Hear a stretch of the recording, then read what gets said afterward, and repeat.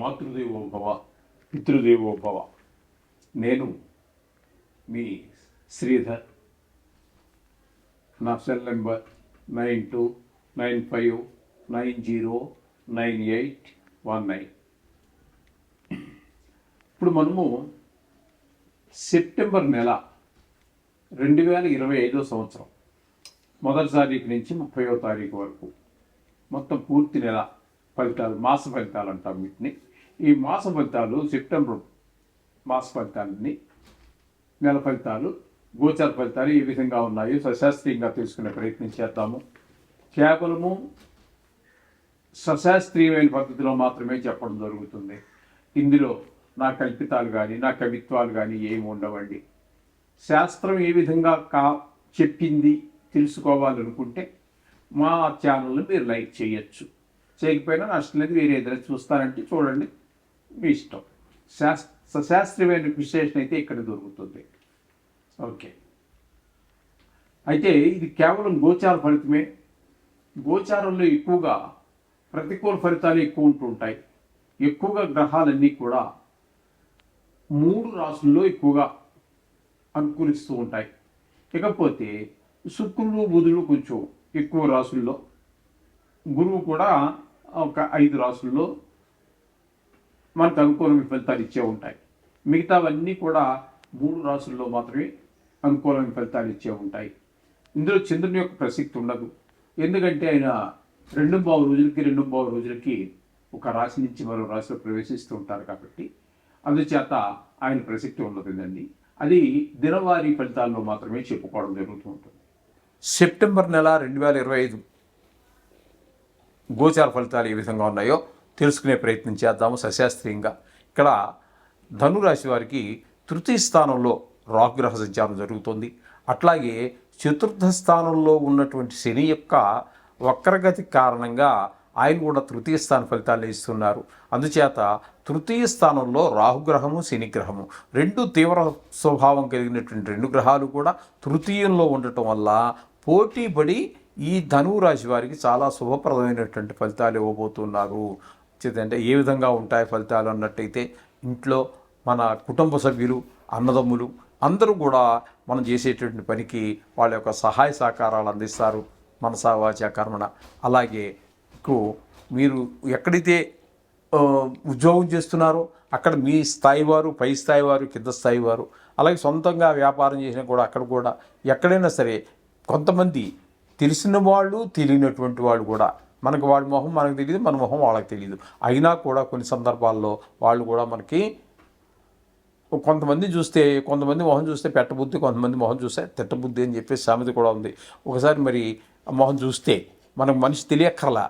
ఆ విధంగా మీకు ఇక్కడ రాహుగ్రహం, శనీశ్వర గ్రహం సంచారం తృతీయంలో జరుగుతున్న కారణంగా మీకు తెలిసిన వాళ్ళు, తెలియని వాళ్ళు అన్ని రకాలుగా సహాయపడటం ద్వారా మీరు ఒక స్టెప్, ఒక 2-3 మెట్లు జీవితంలో పైకి ఎదగలిగే అవకాశం కల్పిస్తూ ఉన్నది. ఇకపోతే 7వ స్థానంలో గురువు యొక్క సంచారం, ఇదొక మంచి శుభ పరిణామం అండి. అవివాహితులకి చాలా మంచిది. వాళ్ళకి వివాహ సమయంగా కూడా నిర్ణయించి చేయబడింది. అలాగే ఒకవేళ వివాహం అయిపోయింది వాళ్ళకి అనుకుందాం, వాళ్ళ మధ్యన అన్యోన్యత పెరుగుతుంది. ఇకపోతే భాగస్వామ్యంలో వ్యాపారం చేస్తున్న వాళ్ళు ఎవరైతే ఉంటారో వాళ్ళకి వాళ్ళ మధ్యన కూడా మంచి సదభిప్రాయం ఏర్పడేటటువంటి అవకాశం ఏర్పడుతుంది.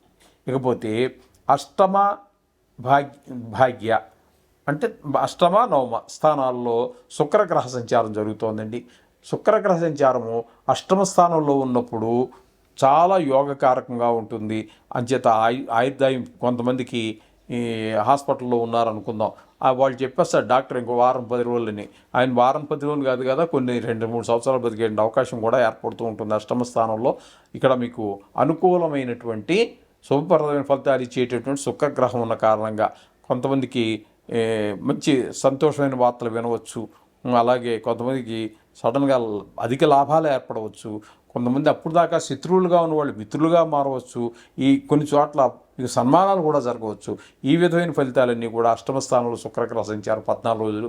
తర్వాత భాగ్యస్థానంలో సంచరించేటటువంటి కాలంలో శుక్రుడి యొక్క అది కూడా తండ్రి గారి ఆరోగ్యం బాగుండటము, దాన ధర్మాలు చేయటము, అనుకోకుండా గుడులకు వెళ్ళగలగటం, వాహన సౌఖ్యం ఇట్లాంటివన్నీ కూడా ఏర్పడేటువంటి అవకాశం భాగ్యస్థానంలో శుక్రగ్రహ సంచారం వల్ల కలుగుతూ ఉన్నాయి. ఇకపోతే అష్టమ స్థానంలో కేతుగ్రహ సంచారం కొంచెం మనం ఆలోచించవలసినటువంటి విషయమే. ఎందుకంటే ఆ గ్రహము అంత మంచిది కాదు, ఆ స్థానము అంత మంచిది కాదు. కాబట్టి అది ఆయుస్థానం కాబట్టి ఇప్పుడు కొంతమందికి బాగా అటు ఇటు అది కొంచెం ఉన్న వాళ్ళ కొంతమందికి ఆయుర్దాయం తీరిపోవచ్చు, కొంతమందికి పెద్ద దుఃఖం రావచ్చు, కొంతమందికి హఠాత్తుగా ధన నష్టం జరగవచ్చు, కలహాలు అవమానాలు ఇవన్నీ కూడా పొందవచ్చు, పరాభవాలు కూడా జరగవచ్చు. ఈ కేతుగ్రహం అష్టమ స్థానం భాగ్యస్థానంలో ఉన్న కారణంగా, ఇకపోతే భాగ్యస్థానంలో ఉన్న కారణంగా ఈ విధమైన ఫలితాలన్నీ వచ్చే అవకాశం ఉంది. అలాగే రవి యొక్క సంచారం తీసుకున్నట్టయితే భాగ్యస్థాన దశమ స్థానాల్లో 15 రోజుల పాటు సంచారం చేస్తూ ఉన్నారు. ఆయన 17 రోజుల పాటు భాగ్యస్థానంలోను ఏదైనప్పటికీ కూడా అక్కడ మీకు భాగ్యస్థానంలో ఆయన ఉపయోగం ఏమీ లేదు. కానీ దశమ స్థానంలో ఒక తర్వాత నెలాఖరు వరకు ఆయన అక్కడే ఉంటున్నారు. కాబట్టి అంటే 18వ తారీఖు నుంచి అంటే 3 అది ఒక 3 ఇది ఒక 10 అంటే 13 రోజుల పాటు మీకు దశమ స్థానంలో ఉన్నారు. కాబట్టి వృత్తిపరమైనటువంటి ఆదాయం పెరగటమే కానివ్వండి, గౌరవం పెరగటం కానివ్వండి, ప్రమోషన్ రావటం కానివ్వండి, ఇంక్రిమెంట్ కలవటం కానివ్వండి, ఇట్లాంటిది ఏదో ఒక మీకు శుభ పరిణామాన్ని కలగజేయబోతున్నారు రవి భగవానుడు ఈ 13 రోజుల్లో. ఇకపోతే బుధని యొక్క సంచారం తీసుకున్నట్టయితే మీకు భాగ్య దశమ స్థానాలలో భాగ్యస్థానంలో పెద్ద అనుకూలమైన ఫలితాలు ఇవ్వకపోయినప్పటికీ దశమ స్థానంలో ఈయన కూడా వృత్తిపరమైన ఉద్యోగపరమైన ఈ ఆదాయం పెరగచ్చు, లేదా ప్రమోషన్ రావచ్చు, ఇంక్రిమెంట్ కలవచ్చు, ప్రమోషనే రావచ్చు. ఈ విధమైనటువంటి ఫలితాలన్నీ కూడా దశమ స్థానంలో ఉన్నప్పుడు ఇస్తాడండి బుధ భగవానుడు. ఇకపోతే కుజుని యొక్క సంచారం తీసుకున్నట్టయితే దశమ స్థానంలో ఒక 11 రోజుల పాటు అక్కడ ఉన్నప్పటికీ మిగతా రోజులన్నీ కూడా ఏకాదశి స్థానంలో, దశమ స్థానంలో కుజుని యొక్క సంచారం మంచి ఫలితాలు ఇవ్వదు. కానీ ఏకాదశ స్థానంలో సంచారం చేసేటటువంటి ఈ రోజులన్నీ కూడా అంటే 11 రోజులు తీసేస్తే 19 రోజుల పాటు ఏకాదశిలో కుజుని యొక్క సంచారం జరుగుతోంది. ఆ ఏకాదశిలో ఉన్నారు కాబట్టి అక్కడ కుటుంబ సభ్యులు వాళ్ళందరూ మీ సహాయ సహకారాలు అందిస్తారు. అలాగే లాభాలు బాగా వస్తాయి, ధనార్జన బాగుంటుంది. ఏదైనా వ్యవహారం మొదలెట్టినట్టయితే ఆ వ్యవహారంలో పూర్తిగా విజయం సాధించగలుగుతారు అనడంలో ఎటువంటి సందేహం లేదండి. ఈ విధమైన ఫలితాలన్నీ కుజుని వల్ల కలుగుతున్నాయి. కాబట్టి కొన్ని గ్రహాల అనుకూలత ప్రతికూలతలు మామూలే. కాబట్టి దీని గురించి కంగారు పడక్కర్లేదు. ప్రతికూలతలు ఉన్నా కూడా అవన్నీ కూడా కొద్ది రోజుల పాటు మాత్రమే, ఇవి టెంపరీ మాత్రమే. ముఖ్యంగా గోచారం అంతా మీకు టెంపరీయే కాబట్టి, అంటే తాత్కాలికమే. కాబట్టి మళ్ళీ ఈ స్థితి నుంచి వేరే స్థితికి మారుతాం తాత్కాలికమైనప్పటికీ. జాతకం అనేది అది తాత్కాలికం కాదు, పర్మనెంట్. కాబట్టి ఒకసారి ఒక్క డిగ్రీ ప్రథమ శ్వాస అంటే మొట్టమొదటి ఊపిరి తీసుకున్న దగ్గర నుంచి అంతిమ శ్వాస వరకు అది మారేటట్టు ప్రసక్తే లేదు. అది మీ జీవితాన్ని నిర్దేశించేది కూడా అదే. మీ జీవితం ఈ విధంగా నడుస్తుందని చెప్పడానికి కూడా మనకి వ్యక్తిగత జాతకమే ముఖ్యము. దానికి దీన్ని ఈ గోచారాన్ని అనుసంధానం చేసుకోవాల్సి ఉంటుంది. మీరు నిష్ణాతులైన వారి చేత జాతకం రాయించుకోండి. మీకు ఎవరో దొరకకపోతే మా దగ్గర కూడా సౌలభ్యం ఉన్నది. అలాగే నివారణోపాయాలు కూడా మమ్మల్ని సంప్రదించవచ్చును. ఎంత ఖర్చైనా చేసుకున్న వాటికి చేసుకోవచ్చు. డబ్బులు లేవయ్యా మా దగ్గర ఇవే ఉన్నాయి దానిలో చేయవచ్చు, అయ్యా మా దగ్గర రూపాయి లేదు అని మీరు అనుకుంటే దాని పరిష్కారం కూడా మీరే చేసుకునే విధంగా రూపాయి ఖర్చు లేకుండా. అంటే మరి నేను గుడికి వెళ్ళవయ్య అంటే అది వెళ్ళానంటే నమస్కారం నీకు, ఆ విధంగా ఉంటుంది. అది కూడా అది మీరు ఖాళీగా కూర్చున్నాను కదా నాకు ఏం చేస్తే బాగుందంటే చెప్పండి. మీరు జాతకం రాయించుకోవాలి. ఎందుకంటే మీ జాతకం నా దగ్గర ఉండాలి. ఇక్కడ ఉంటే కదా నేను చెప్పగలిగేది మీకు.